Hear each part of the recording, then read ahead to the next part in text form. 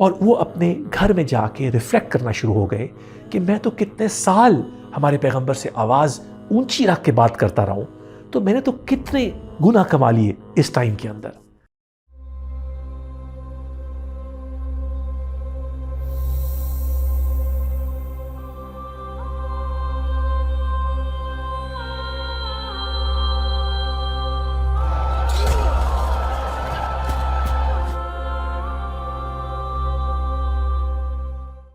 آج ہم ایک اور صحابی کے بارے میں بات کرتے ہیں۔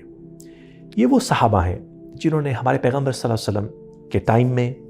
ان کے ٹائم کے بعد اسلام پھیلانے میں، مسلمانوں کی ایمپائر کی ایکسپینشن میں بہت اہم رول ادا کیے۔ ان کی زندگی میں ہمیں بہت سارے ایسے لیڈرشپ کے لیسنز ملتے ہیں جو کہ آج بھی ہماری زندگی میں ریلیونٹ ہیں۔ ہمیں پتہ ہے کہ کسی بھی میسج کو آگے لے کے جانے کے لیے، کسی بھی چینج یا ٹرانسفارمیشن کے لیے کمیونیکیشن کا کتنا امپورٹنٹ رول ہے۔ ایک چیف کمیونیکیشن آفیسر کے بارے میں آج آپ کو بتاتا ہوں، ثابت ابن قیس رضی اللہ تعالیٰ۔ ثابت ابن قیس جیسے کہ ہمارے بہت سارے صحابی تھوڑے سے لو کی رہتے تھے اور وہ یہ چاہتے تھے کہ وہ اپنا کام چھپ کے ان دا شیڈوز کرتے رہیں۔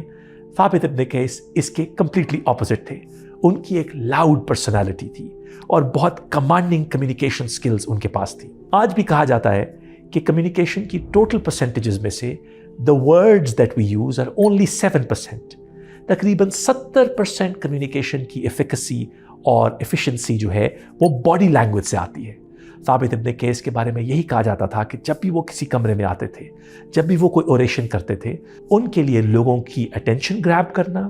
لوگوں کو کمیونیکیشن کے تھرو انفلوئنس کرنا اور ان کے دل بدلنے میں ماشاءاللہ بہت مہارت حاصل تھی۔ اسی طرح ثابت ابن قیس نے اسلام قبول بھی ایک خوبصورت اوریٹر مصعب ابن عمیر، جو کہ ہمارے پیغمبر صلی اللہ علیہ وسلم کی طرف سے بھیجے گئے ایک امبیسڈر تھے، اور ان کے انداز بیان سے امپریس ہو کے اسلام قبول کیا۔ بار بار جب بھی مسلمانوں کو کسی جنگ میں کسی ڈیلیگیشن کے ساتھ اوریٹری یعنی بیان کی پاور سے جیت لینے کی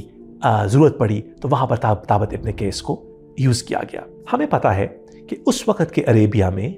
پوئٹری یا اوریشن بہت بڑی ایک سکل سمجھی جاتی تھی۔ یہ بھی ہمیں پتہ ہے کہ ہر نبی کے ٹائم میں اللہ تعالیٰ نے ان کے لوگوں کو ڈفرینٹ پاورز دی ہوئی تھیں۔ جیسے کہ ہمیں پتہ ہے حضرت موسیٰ علیہ السلام کے ٹائم کے اوپر میجک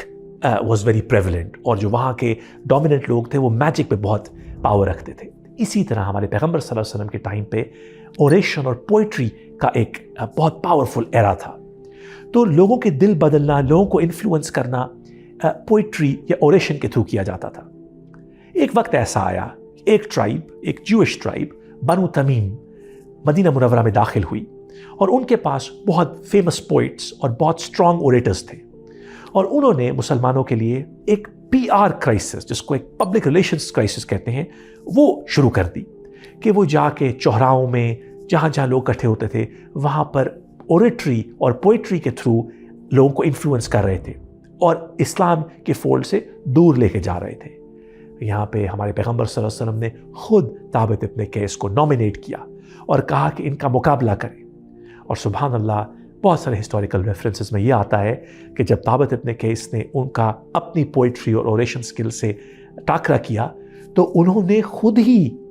اس بنو تمیم ٹرائب نے خود ہی ان کو بتایا کہ ہمارا اوریٹر اور پوئٹ ہار گئے اور آپ جیت گئے، اور ہم آپ کا میسج سنیں گے کہ آپ کیا کہہ رہے ہیں۔ اللہ تعالیٰ نے ثابت ابن قیس کے تھرو بہت سارے لوگوں کے دل موڑے، اور وہی ٹرائب جو کہ ایک PR کرائسس کاز کرنے کے لیے آئے تھے، اور ان لوگوں میں سے بہت سارے لوگ اسلام کے فولڈ میں آ گئے۔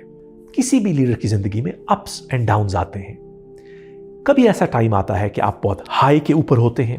اور جو ٹاسکس اور اچیومنٹس آپ پانا چاہتے ہیں آپ ان کو بہت سکسیسفلی کمپلیٹ کرتے ہیں، اور پھر کچھ ایسا بھی ٹائم آتا ہے کہ اللہ تعالیٰ آپ کو کچھ فیلیئرز کے تھرو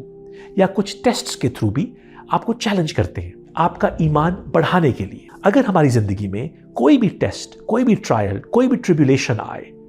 جو کہ ہمیں اللہ کے اور ان کے پیغمبر کے قریب لے جائے تو وہ ہمارے لیے باعث اجر اور باعث ثواب ہونا چاہیے۔ اور اگر کوئی ہماری زندگی میں ایسی کرائسس آئے جو نعوذ باللہ معاذ اللہ ہمیں اللہ تعالیٰ سے دور لے جائے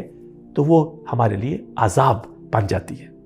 ہم بھی اللہ تعالیٰ سے دعا کرتے ہیں کہ تابت ابن قیس کی طرح جب بھی ہمارے پہ کوئی کرائسس آئے تو ہم اللہ تعالیٰ کے اور قریب ہو جائیں۔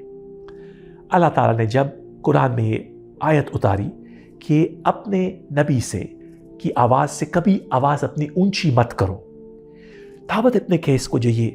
ورس نریٹ کی گئی تو ان پر بہت بھاری ہوا یہ، اور وہ اپنے گھر میں جا کے ریفلیکٹ کرنا شروع ہو گئے کہ میں تو کتنے سال ہمارے پیغمبر سے آواز اونچی رکھ کے بات کرتا رہا ہوں، تو میں نے تو کتنے گناہ کما لیے اس ٹائم کے اندر۔ اور اکثر نریشنز میں یہ آتا ہے کہ وہی تابت ابن قیس جو کہ ہر جگہ مسلمانوں کو لیڈ کرتے تھے اور کمیونیکیشن کے لیے سب سے آگے تھے، غالباً ہمارے چیف کمیونیکیشن آفیسر تھے، انہوں نے اپنے آپ کو گھر میں بند کر لیا، ایک ڈارکنس میں چلے گئے، اور وہ ایک بالکل ایک ریپینٹنس کے فریم آف مائنڈ میں چلے گئے کہ کہیں میرے سے کوئی بہت بڑا گناہ تو نہیں ہو گیا۔ ابھی تابت ابن قیس اسی مینٹل ہیلتھ چیلنج کے ساتھ ڈیل کر ہی رہے تھے اور کشمکش میں ہی تھے، تو ہمارے پیارے پیغمبر حضرت محمد صلی اللہ علیہ وسلم نے اپنے چیف کمیونیکیشن آفیسر کو پیچھے نہیں چھوڑا اور تابت ابن قیس کو یہ کہا کہ آپ ان لوگوں میں سے نہیں جن کے لیے وحی اتاری گئی ہے، کہ آپ پہ اللہ تعالیٰ کا خاص کرم ہے اور آپ شہادت نوش فرمائیں گے اور شہیدوں میں سے ہوں گے۔